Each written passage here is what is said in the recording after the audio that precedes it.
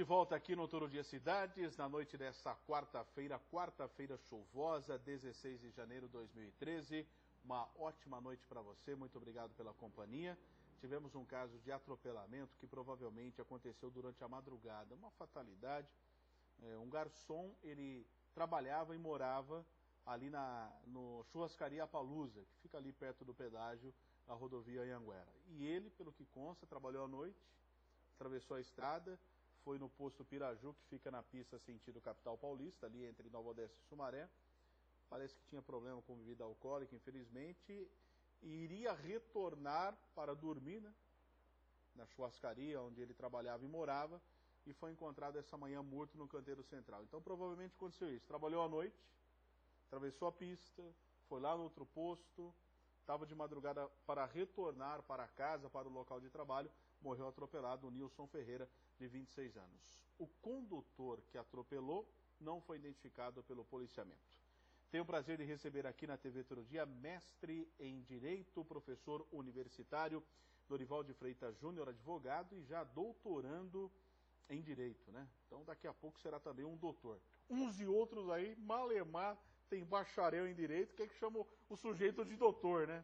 Então no futuro, Dorival de Freitas Júnior, efetivamente um doutor. Dorival, boa noite, seja bem-vindo à TV Todo Dia. Boa noite, Keller, boa noite a todos os telespectadores. Se me permite mandar um abraço a um amigo nosso, o Jair Azanha, que é um telespectador assíduo do seu programa. Então um forte abraço ao pai do Leandro Azanha, seu Jair Azanha. Um abraço à família Azanha, ao seu Jair, ao Leandro, muito obrigado pela audiência. Dorival, a questão você esteve aqui recentemente falando a respeito da embriaguez, faz ou não o teste do bafômetro, os americanos que gostam de falar o termo, né? Evoca a emenda tal, o artigo 5º da Constituição, que não devemos e não podemos produzir provas contra nós mesmos. Sim. Mas o que diz agora a nova legislação que foi promulgada pela presidente Dilma? Bom, Keller, essa lei, a 12.760 de 2012, 20 de dezembro de 2012, na verdade ela veio para corrigir um erro legislativo que teve com a alteração que teve pelo Código de Trânsito em 2008, principalmente com relação ao artigo 306, que trata sobre a embriaguez ao volante. Em 2008, eles acabaram tirando todas as possibilidades subjetivas de provar a sua embriaguez, somente estabelecendo requisitos objetivos, ou seja, eles colocaram lá que eu poderia provar que você estava embriagado somente por ou o bafômetro, o chamado etilômetro, ou doando sangue. Nenhum outro meio de prova poderia ser estabelecido para provar a sua embriaguez e incorrer no artigo 306. E aí, vendo esse erro legislativo, naquele afã de querer deixar mais dura a lei, chamada lei seca, eles acabaram cometendo esse erro legislativo e acabaram meio que engessando a lei, a aplicação da lei. Como você bem disse aí, os Estados Unidos acabam invocando a Constituição, né, tal. Aqui nós temos um pacto, o Pacto Internacional de São José da Costa Rica, do qual o Brasil é signatário, a chamada Convenção Interamericana de Direitos Humanos, do qual o Brasil é signatário, e lá fala, dentro de um devido processo legal, princípio da inocência, presunção de inocência, direito ao silêncio, nós temos lá também que ninguém é obrigado a produzir prova contra si mesmo. Quer dizer, então, lá falava que você era obrigado a assoprar o bafômetro ou doar sangue. Ninguém é obrigado a nada. Só que agora, com essa mudança legislativa que teve na lei, né, um pouco antes do Natal, do ano passado, 2012, agora outros meios de provas são admitidos para provar a sua embriaguez. Então, até foi uma reportagem que eu vi a semana passada, acho que se eu não me engano, acho que foi no estado do Paraná, os agentes de trânsito, eles estão usando um óculos com uma microcâmera. Já do momento da abordagem, eles já acionam a microcâmera, que fica gravando tudo, e aí que é interessante porque eles já fizeram isso aí para não dar edições. Automaticamente eles não conseguem apagar o que eles estão gravando. Então, automaticamente, já do momento da abordagem, eles já começam a gravar. E aí eles conseguem, por essa filmagem, se você se recusar a soprar o bafômetro ou a doar sangue, tudo bem, por aquela imagem, se eu conseguir provar por aquela imagem que você está totalmente alcoolizado, eu já posso te prender em flagrante hoje. Ok, e isso serve como prova? É legal? Hoje, através do princípio da legalidade, foi incluído em lei está dentro do artigo 306, parágrafo 1º. O que serve de prova, por exemplo, além dessa tecnologia que está lá no estado do Paraná, por exemplo, eu tenho certeza que lá no Maranhão não chegou, nem sei se vai chegar, né, com todo respeito ao povo do Maranhão, que é uma outra estrutura. O que mais serve de prova? Keller, mas hoje em dia eu acho que um telefone que filma, Um celular, né? um celular, telefone celular que filme, já faz às vezes desse óculos com microcâmera, mas testemunhas, circuito Hoje já interno, pode. hoje já pode, circuito interno de televisão. E uma outra alteração interessante também que teve na lei, pela redação antiga, lá falava assim, conduzir veículo automotor em via pública. Com a alteração que teve agora, retirou-se do tipo penal esse em via pública. Ou seja, com isso acabou abrangendo um pouco mais o artigo 306 e hoje lá fala dirigir veículo automotor, estando com a sua psicomotora alteradas, que é em virtude de álcool ou substâncias que causem dependência. Tá, mas e aí, só tirou em via pública? Com isso, passou a abranger também as áreas particulares. Condomínio fechado, por exemplo. É que o condomínio fechado já tinha uma lei de solo urbano, que já, condomínios fechados, a rua já era do poder público. Tá. Mas um exemplo, que não era abrangido e hoje é. E aí que aumentou a abrangência da aplicação da lei. Postos de gasolina. Estacionamento de shopping centers. São áreas privadas que não poderiam ser aplicadas pela regra anterior do artigo 306, porque não era via pública, era espaço particular, mas hoje pode. Então, se você estiver num posto de gasolina, que acontece muito, aqueles postos que tem lojas de conveniência, a pessoa bebendo, dirigindo o carro, dirigindo ali dentro de um posto de gasolina, ele já pode ser abordado. Ok. Então, independente, mas se o agente, isso que é bom esclarecer, Dorival de Freitas Júnior, né, é PM, é guarda municipal, é polícia civil, agente de trânsito, quem que pode fazer essa atuação? Bom, a polícia preventiva, ela é exclusividade da polícia militar. Da polícia militar. Quer dizer, com o Código de Trânsito, para a aplicação de algumas multas, eles acabaram criando a figura do agente de trânsito a nível municipal, para a aplicação de algumas multas. Em algumas cidades, né? Em algumas cidades. Mas, via de regra, essa polícia preventiva, quem faz é a polícia militar, que pode fazer essa abordagem. Claro que a polícia civil também, se tiver, mas via de regra, a polícia judiciária, que é a polícia civil, ela passa a atuar mais efetivamente quando o crime, que deveria ter sido evitado pela polícia militar, não consegue se evitar. Aí, essa polícia preventiva sai e entra a polícia judiciária para investigar a autoria e materialidade daquele crime. Um sujeito suspeito de embriaguez é abordado pela polícia, a PM não está com o bafômetro, um exemplo, não está com o bafômetro, observa que ele é suspeito de embriaguez. O que diz a legislação a partir de agora? Como esse agente de segurança pública deve observar e conduzir a ocorrência? Então, vários meios de provas foram instituídos, agora dentro do artigo 306, que não estava. Exemplo, leva para o pronto-socorro. O médico plantonista pode fazer o laudo. Se o médico não quiser fazer o laudo clínico, que pela a forma com que a pessoa está se portando, se você coloca a pessoa em pé, ela cai em virtude da embriaguez. Aquele caso lá, não precisa ir muito longe, aquela advogada que infelizmente estava lá totalmente alcoolizada tentando ligar o carro com um canudinho. Uma imagem daquela lá já é prova suficiente para você poder prender em flagrante hoje uma pessoa por embriaguez ao volante. Mas fora isso daí, como eu falei, testemunhas, filmagens, o laudo clínico, são meios de provas hoje legalizados, além do bafômetro do etilômetro, que podem provar a embriaguez da pessoa. Muito se fala na multa, né, que é quase R$2.000, mas você está dizendo a respeito da prisão em flagrante. Isso cabe fiança, vai para a cadeia, qual é o procedimento? Então, por ser uma infração de maior potencial ofensivo, porque a pena vai até 3 anos, caso de prisão em flagrante delito, que a autoridade policial, elaborando o auto de prisão em flagrante, pode, por ser um crime até 4 anos, aplicar a fiança, arbitrar uma fiança a essa pessoa. Se ela pagar a fiança, ela vai ser colocada em liberdade. Aí a autoridade de polícia, a autoridade da polícia judiciária que determina o valor? Da fiança? Isso. A autoridade policial, por ser um crime até 4 anos, a fiança ela vai de 1 a 100 salários mínimos. Mas aí leva muito em consideração a situação econômica da pessoa, as circunstâncias do crime, a gravidade do crime. Dorival, nós sabemos que nesse país tudo se contesta, né? Você é um professor universitário, doutorando já em Direito, uma pessoa esclarecida e advogado também, e nós sabemos que é constituído, que é legal a figura do advogado. Todo cidadão nesse país tem direito à defesa, ponto. Partindo dessa questão. Essa nova legislação ainda, cabe questionamento? Até então, você disse muito bem a respeito de não produzir provas. E com essa nova legislação, ainda cabe questionamento ou não necessariamente? Cabe, claro que cabe. Bom, com relação à obrigatoriedade de se fazer o bafômetro... É claro que a gente não vai incentivar o sujeito a beber, né? E depois mas são questões legislativas, são questões da própria lei, como exemplo, com relação à obrigatoriedade do bafômetro e etilômetro, dosagem de sangue, fornecimento de sangue e o etilômetro, já vimos isso daí que não é obrigatório. Exato. Mas e com relação aos outros meios de prova? Um exemplo, filmagem. Só que nós não podemos esquecer que a própria lei fala que nós vamos ter algumas margens de tolerância que não caracterizariam nem infração administrativa do artigo 65.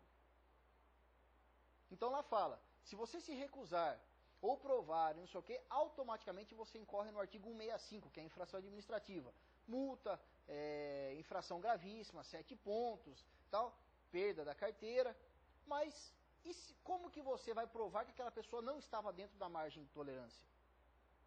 E aí é um problema. Por quê? Porque você, que daí pelo artigo 156 do Código de Processo Penal fala, o dever de provar incumbe a quem alega. Você está alegando, né? De quem acusa. Você está alegando que eu estou dentro daquela margem que geraria, no mínimo, uma infração administrativa. Prove.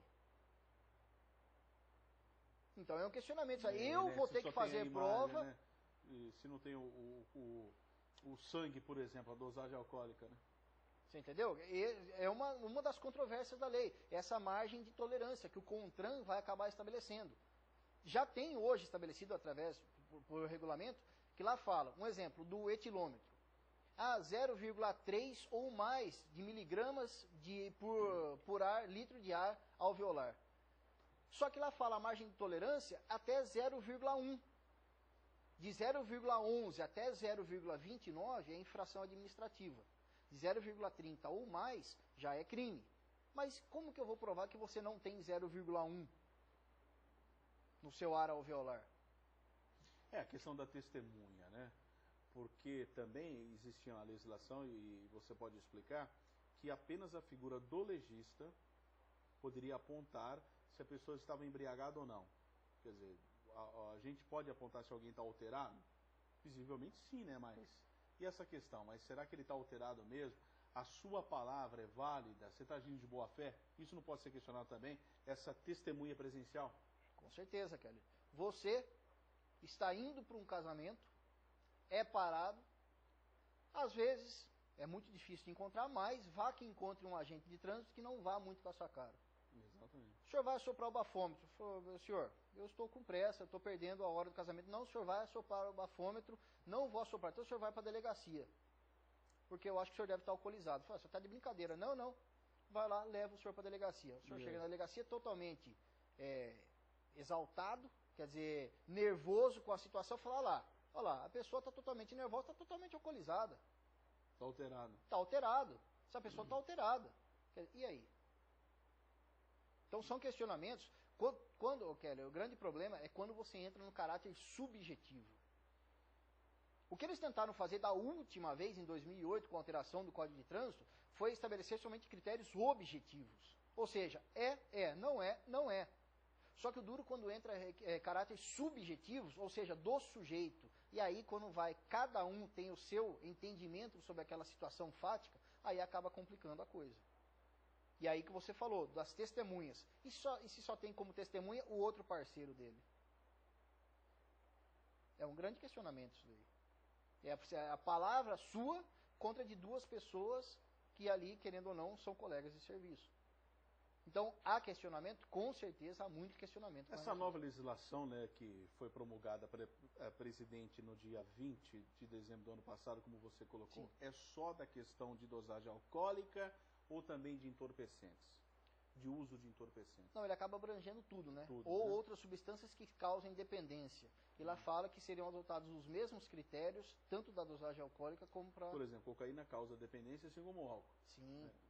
Isso estaria cannabis sativa também entraria. Só que daí seria difícil você não conseguir provar isso daí, aí que tá.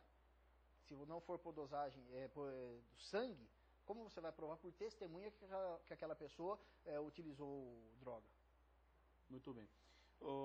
Dorival, dessa nova legislação aí, você observa que poderia ser acrescentado mais alguma coisa para não dar essa questão de questionamento? Ou você acha que tudo pode ser questionado realmente em se tratando de direito penal? Tudo sempre tem não somente uma opinião, mas duas ou três ou mais opiniões. Mas eu acho que tudo que dentro dessa nossa segurança viária que as leis buscam prever através do Código de Trânsito Brasileiro, infelizmente vítimas e mais vítimas estão sendo, acidentes estão ocorrendo dia a dia. Eu acho que tem que tentar de alguma outra forma ter uma maior aplicabilidade da lei a esses casos.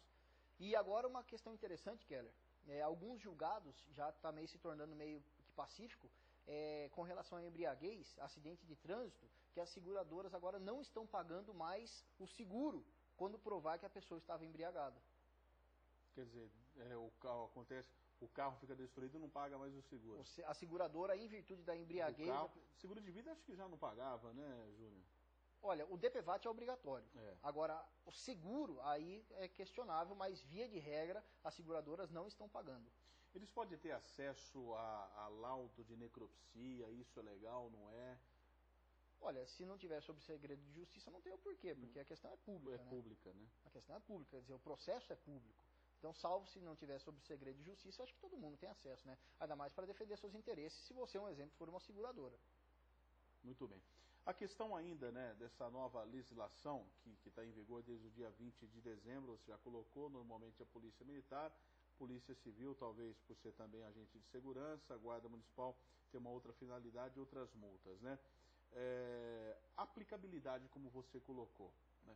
O simples fato, agora opinião não só como professor universitário, não só como doutorando em Direito, mas como cidadão também.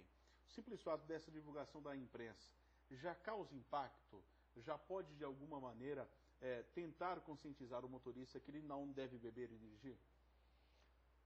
Keller, eu vou ser bem franco para você. As pessoas de bem cumprem a lei, mas a maioria das pessoas ainda, principalmente os jovens, infelizmente não tem essa consciência. Eu não sei pela imaturidade. Não tem a nova lei, segue a lei. Não, eles para mim não... na minha opinião, você perguntou a minha opinião pessoal, claro. Eu entendo que a maioria dos jovens ainda, eles não fazem essa reflexão, até que ponto que eles estão colocando a vida deles em risco, a vida de outras pessoas em risco. Eu entendo que, infelizmente, não sei se se é pela imaturidade, como eu disse, mas a aplicação da lei, tanto é que quando entrou em vigor, já não sei quantas mil pessoas foram presas pela embriaguez. Ou seja, todo mundo que sabe, já sabia, claro. Sabia disso daí, sabia que poderia ser preso. E mesmo assim, Natal, Ano Novo, vamos ter o Carnaval agora aí. Começo de fevereiro já. Começo de fevereiro, vamos ter o Carnaval. Quantas pessoas vão ser presas? Quantas pessoas vão ser presas? Então eu acho que, infelizmente, a lei ela tinha que ser dura, deve ser dura, e eu acho até que a lei ela é um pouco branda demais, principalmente com as questões com relação quando acabam gerando vítimas fatais. Aí é uma questão muito delicada que você acaba vendo aí, a pessoa vai lá totalmente embriagada, se bem que também está se formando uma jurisprudência que todo homicídio culposo, mas que caracterize pela embriaguez, eles estão prendendo como homicídio doloso, pelo dolo eventual. E estão encaminhando, mandando as pessoas para serem julgadas pelo júri. Mas é questionado também, como você já colocou aqui também numa outra oportunidade, né? Tem magistrado que entende que é dolo eventual só a partir do momento se o cidadão beber e falar assim, hoje eu vou matar um, e tem uma testemunha que afirma que ouviu falar que ele bebeu para matar, né? Ou se ele bebeu, mas não tinha intenção de matar. Como aqui na oportunidade que nós viemos aqui falar sobre o habeas corpus 107.801, que o ministro, até então ministro novo, que tinha acabado de entrar